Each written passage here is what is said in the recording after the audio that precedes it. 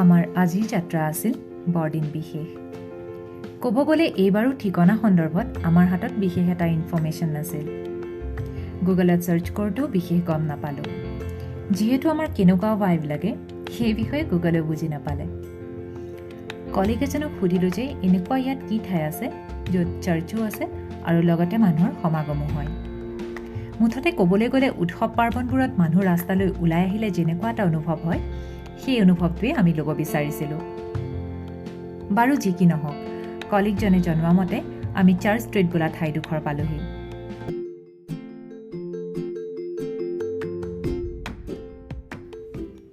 অটোৰ পৰা নামি দেখোঁ যে কিছু সংখ্যক মানুহ ৰাস্তাটোৱেদি অহা যোৱা কৰি আছে আৰু সেই ঠাইখিনি শাৰী শাৰী ৰেষ্টুৰেণ্টেৰে ভৰি আছে। আগবাঢ়ি গৈ চাৰিআলিটোতে এটা মল দেখা পালোঁ। তাতে অলপ ৰৈ পৰিৱেশটোৰ আনন্দ ল'লোঁ। আৰু এনেকুৱা উৎসৱ পাৰ্বণবোৰত এডোখৰ ঠাইত ৰৈ মানুহ চোৱাৰ আনন্দই সুকীয়া, নহয়নে? আৰু কাষতে এটা লোকেল বেণ্ডে ইনষ্ট্ৰুমেণ্ট প্লে' কৰি থকা উপভোগ কৰিলোঁ।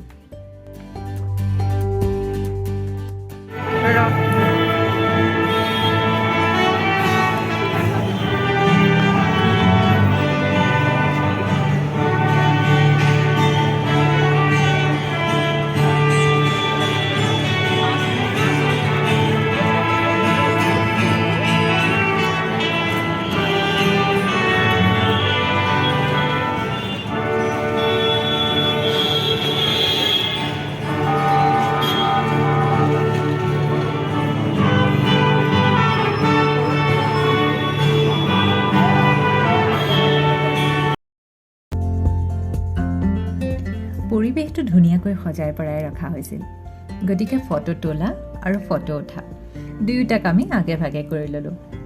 ফটো তুলিবলৈও কত যে এটা ওপৰা, প্ৰতিযোগিতাৰ দৰে শাৰী পাতিব লগা যেনহে হয়গৈ। লাজো লাগে, কিন্তু যদি ঠাউকতে ফটো উঠি লোৱা নাযায় তেন্তে সেইখন সুবিধা দুনাই সহজে পোৱা নাযায়।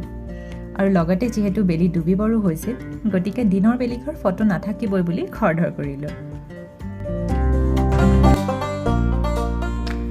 অৱশ্যে তেতিয়া সময় 5:30-6 মান বাজি গৈছিল। অলপ অলপ ভোক এটাও অনুভৱ হৈছিল, গতিকে ৰেষ্টুৰেণ্ট বিচৰাত লাগিলোঁ। যদিও শাৰী শাৰীকৈ বহুকেইখন আছিল, কিন্তু কথাতে কয় নহয় অধিক মাছত বগলী কণা। গতিকে গৈ গৈ যিখনত সোমালোঁ তাত কেৱল মিঠাই আৰু চাহহে পোৱা যায়। কিন্তু অলপ ভোকৰ পৰিমাণটো যিহেতু বেছি আছিল, গতিকে এইবাৰ সেইখনৰ পৰা ওলাই আহি আন এখনত সোমালোঁ। পিছে আমি যেতিয়া কি খামটো থিৰাং কৰিব নোৱাৰোঁ, তেতিয়া আমাৰ লাষ্ট অপশ্যন থাকেগৈ ম'ম', কাৰণ we are always ready for it. ম'মৰ অৰ্ডাৰ অহালে আন্ধাৰ নামিছিল আৰু চাৰিওফালে লাইটৰ পোহৰে গোটেই ৰাস্তাটো আলোকিত কৰি তুলিছিল।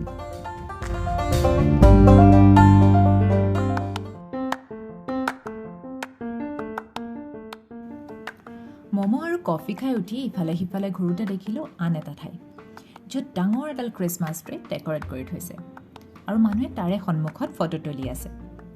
আমিও গতিকে সেইফালেই বাট বুলিলোঁ। গেটৰ ভিতৰলৈ সোমাই গৈ দেখোঁ ছেমছাং অপেৰা হাউচ বুলি ডাঙৰকৈ লিখি থোৱা আছে। সেইখন হৈছে ছেমছাং নামৰ ব্ৰাণ্ডটোৱে বেংগলোৰত মুকলি কৰা এখন বৃহৎ মোবাইল এক্সপিৰিয়েঞ্চ চেণ্টাৰ। গতিকে তাত কৰিব লগা আমাৰ বিশেষ কামটো কি আছিল নিশ্চয় গম পাইছেই, খ্ৰীষ্টমাছ ট্ৰীৰ ওচৰত ফটো তোলা। ইয়াতো ফটো উঠোতে সমানেই সংঘৰ্ষ। কেমেৰাৰ এংগল মিলাওঁতে পিছৰজনৰ আহিবৰে হয়। কিন্তু কোনো কথা নাই, আমি তাতেই মেনেজ কৰি ল'ম।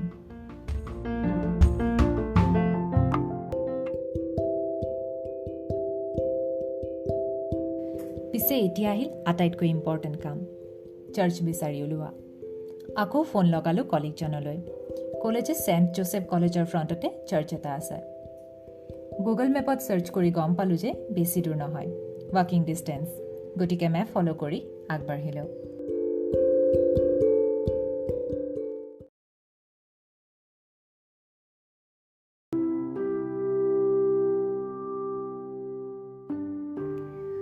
আৰু এয়া কলেজখন আৰু ইয়াৰ ফ্ৰণ্টতে আমি বিচাৰি অহা চাৰ্চটো।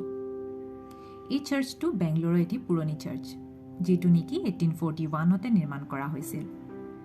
যিহেতু আইৰিছ ট্ৰুপছসকলে ইয়াৰে ওচৰে পাজৰে বসবাস কৰিছিল, গতিকে এই চাৰ্চটোৰ নাম ছেণ্ট পেট্ৰিক্স নামেৰে নামাকৰণ কৰিছিল।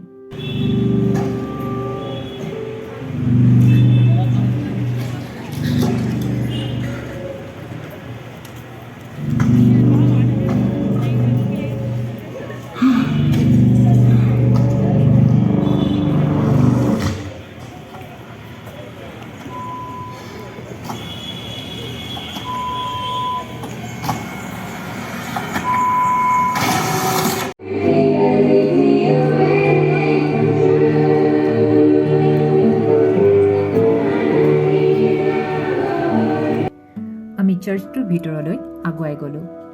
বাহিৰ ভাগত যিদৰে কৃত্ৰিম পোহৰে চৌদিশ আলোকিত কৰি তুলিছিল, সেই একেদৰেই ভিতৰ ভাগত আধ্যাত্মিকতাই এক বিশেষ প্ৰশান্তি দিছিল। ভিতৰ ভাগতো সেই একেদৰেই সুসজ্জিত কৰি ৰখা হৈছিল আৰু চাৰ্চটোৰ ফাদাৰে প্ৰাৰ্থনা আৰু মনটোক শান্তি দিব পৰাকৈ কিছুমান কথা কৈ গৈছিল। আমি দুয়োজনীয়ে বহু সময় তাতে বহি কটালোঁ।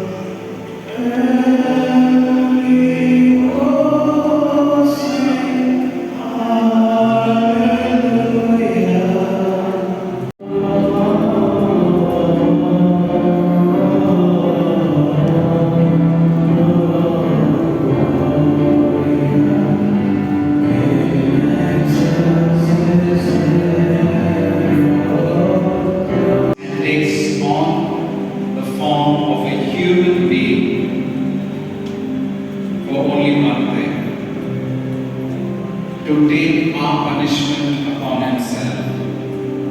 He stands to take our failures, and he gives us deliverance from sin and from death.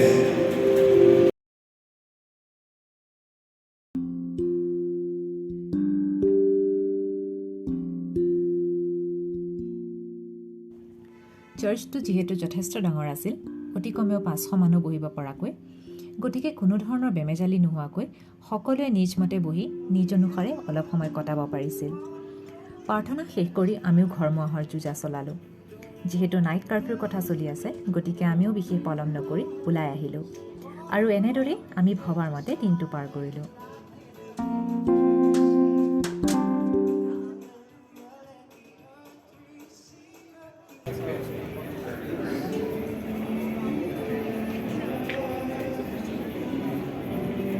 We wish you a Merry Christmas, we wish you a Merry Christmas, we wish you a Merry Christmas and a Happy New Year. We wish you a Merry Christmas, we wish you a Merry Christmas, we wish you a Merry Christmas and a Happy New Year. We wish you a Merry Christmas, we wish you a Merry Christmas, we wish you a Merry Christmas and a Happy New Year. Glad tidings